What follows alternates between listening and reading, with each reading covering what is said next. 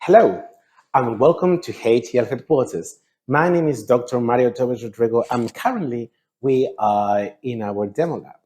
Today we're going to be talking about H.E.L's TSU. Don't be misled by the small size of our compact unit that the TSU is. It is a very powerful tool that will allow you to characterize the thermal behavior of your processes in a very simple manner. So let's have a look at the different parts of the TSU and how they integrate together to come into this powerful tool to design your process safer in a faster way. Let's have a closer look at the hardware on a TSU. The first thing we can notice, as I mentioned before, it is that it has a very small footprint. It sits very comfortably on a bench top, and it is connected to a computer that is going to be controlling the hardware.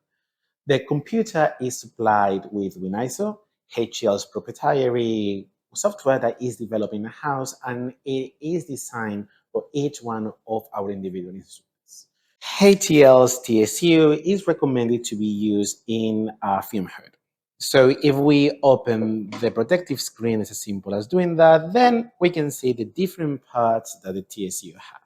Let's start at the bottom. So the first thing to notice is the oven here at the bottom of the TSU that is going to control the temperature inside of our test cells that I'll show in a second, and is going to allow us to thermally determine the behavior of our product. If we open the oven, as simple as that, we can just comfortably put the lid on top, so then we can operate the change in the test cells that I showed in a second, and I'll talk a bit more about them. So more things to notice is here we have the lid, and the lid also has a number of parts. So as I mentioned before, the first thing to notice is this test cell that we can change, and it has different materials. And then we have a pressure transducer. We have a valve here that allows us to vent whatever is inside of our test cell. And then this connection here is a thermocouple that goes inside of the test cell. Let's put this here for a second so we can see the rest of the parts. And then up here, we have the connection to the electronics that are stored at the back of the instrument.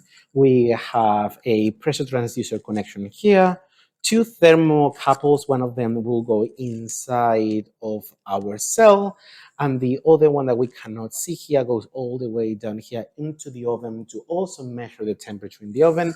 And then this other connection here connects to the computer that is going to be controlling our TSU using WinISO, as I mentioned before. So removing is quite easy, as we can see. It's as simple as just turning the connection inside of the test cell, and then we can just finish unscrewing using our hands. And then once we've done it, we can just take it down. And there we have, so we have the test cell. In this case, it has a small connection. This is a 1/8 inch, as we can see here. And it is connected, as we can see here, to a thermocouple, as I mentioned before, that is going to be controlling the temperature inside of the cell. In terms of volume of the cells, we can operate them with as low as 0.5 milliliters of fluid. In terms of test cells, we can have different sizes depending on the lead. So we can have either 1/8 inch test cells, or we can have bigger ones, 1/4 inch test cells. We normally recommend using the 1/8 ones because a smaller size means that there is going to be a less of a heat loss. But we understand that sometimes not operating with liquids is a possibility. So then that's where the 1/4 inch test cells come into place. And there are a number of materials we can supply. As I said before, it can be stainless steel or H.E.L, and they will look like this one, but we can also supply glass. So now we have seen how we can remove the test cell from the TSU. let's see how we can load our sample into our test cell before running a sample. So let's assume that we have some water, like in this case here, and we're going to use a syringe to just get some of the water from our container. So let's do it on a test cell so we can see how it looks. So we have our test cell and we have the needle that we put inside of the test cell, and then we deliver the fluid inside of it. In this case, approximately 1 milliliter.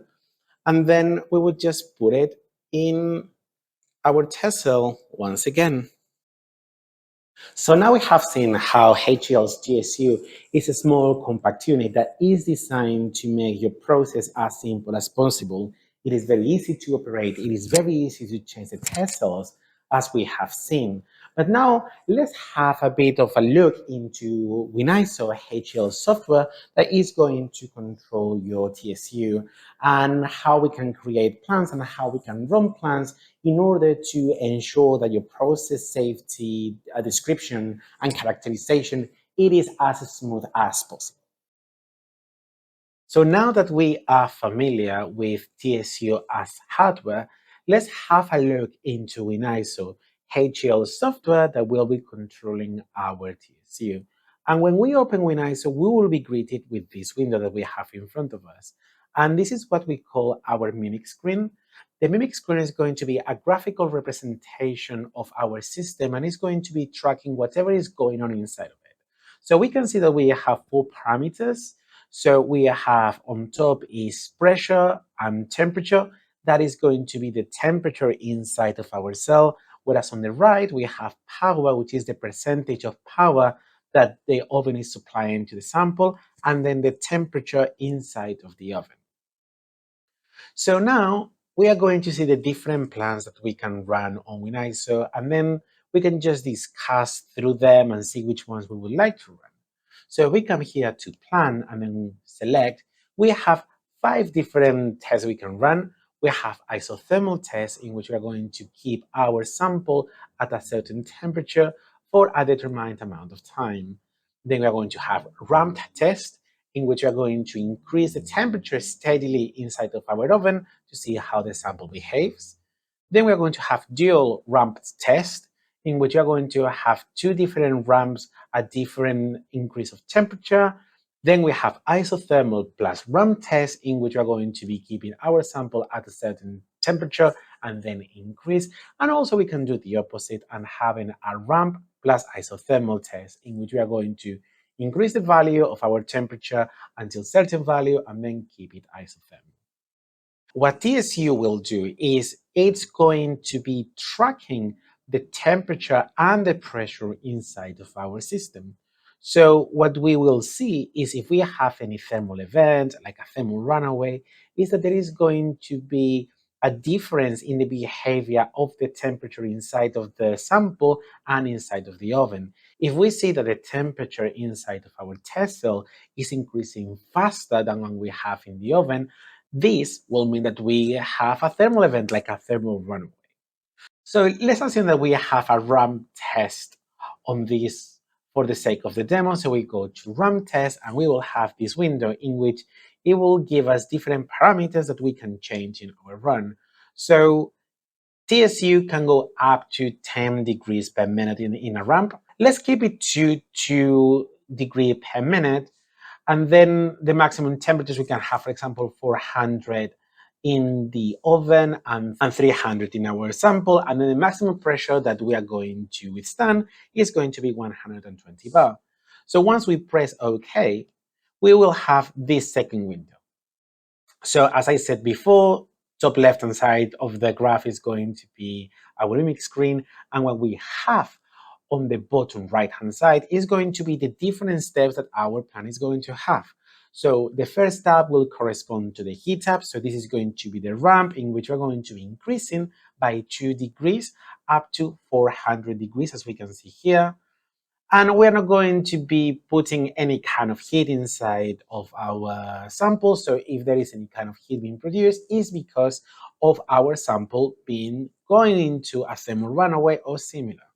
Then what we have at the bottom is going to be the logic conditions that we can supply to WinISO in order to progress to the next step.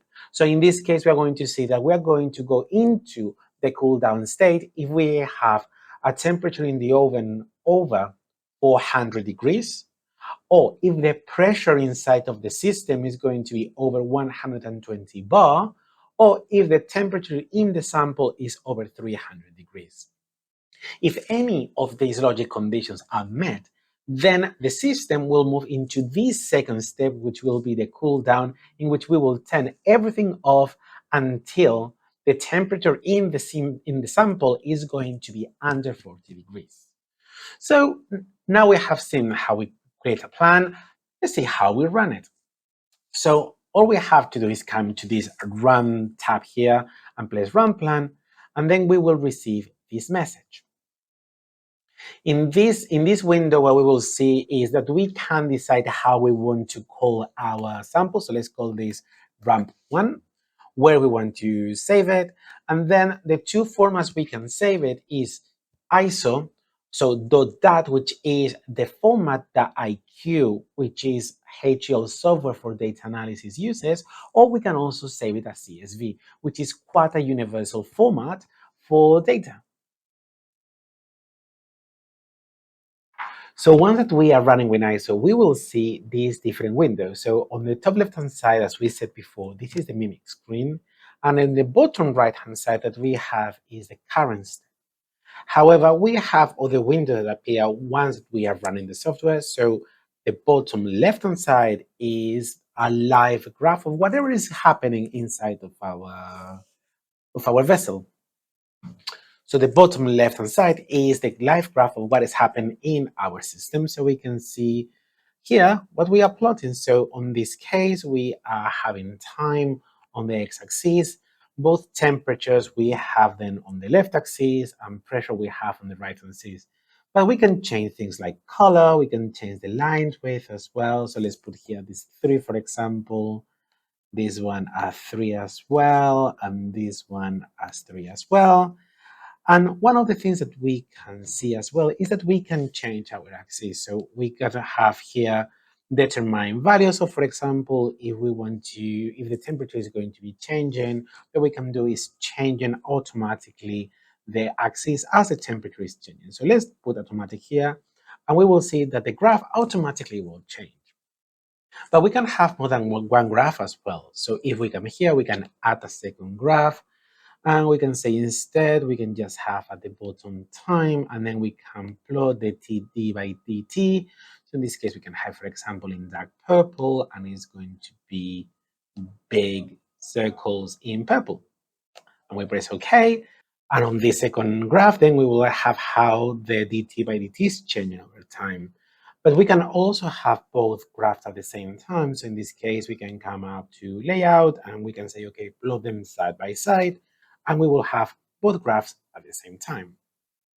Let's carry on with what we have on this window. We have on the right-hand side, we have the different parameters that the system is measuring live, so we can see the numerical values. And at the bottom, what we will have is the current step. We understand that sometimes we make mistakes when we are typing, so actually we can change also the values as we go. And in this case, we also will make sure that you are completely sure of what you want to do, and will give you a message asking if you want to apply those changes. When we say yes, they will change, and what we'll receive is this green line here in the graphs indicating whatever has changed. So if we double click, it will say oven temperature has been changed to 5. And finally, what I have on the right-hand side is the different steps that we have in our sample. So in this case, we have 2 steps. We have heat up and cool down. And in green, we will have the step that is happening. In red, the steps that are going to happen. And in blue, the ones that have happened. We can also add comments, and we can, if we feel that the step has completed and we don't want to wait until the end, we can just end step, or we can also quit the system. And I think that's pretty much an overview of how WinISO works. As we can see, it's a very simple software, yet very powerful, and it makes a system such as TSU very easy to operate, saving you time and making everything as automatic as possible. And that's everything from me. If you have any further questions or if you have any comments, please reach out to your salesperson and they will be able to provide you with further information about the system. Or if you want to book a in-person demo or a virtual demo, then we can discuss this. Thank you very much.